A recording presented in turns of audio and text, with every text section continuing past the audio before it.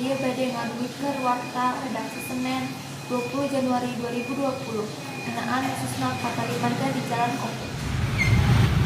Di waktu sakola kamacetan di Jalan Kopo kacida padetna. Komo deui dina waktu libur panjang. Kusabab Jalan Kopo mangrupa hiji-hijina akses jalan anu ngahubungeun Kota Bandung jeung Kabupaten Bandung.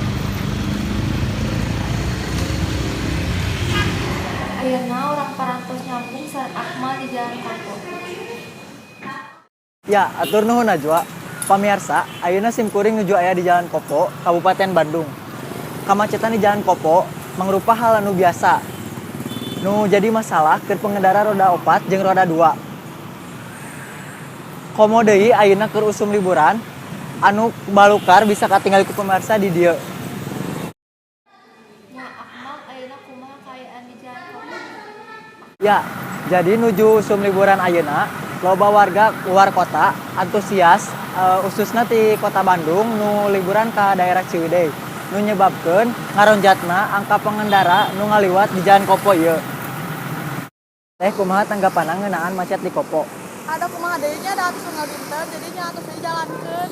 Nah masih kene ngelewat ka Jalan Kopo. Nya kusabab ieu teh jalan teh hiji-hijina ka bumi abdi jadinya atos we kumaha deui. Oh hatur nuhun nya teh. Ya sami-sami. Hatur nuhun sakieu teh simkuring mangga.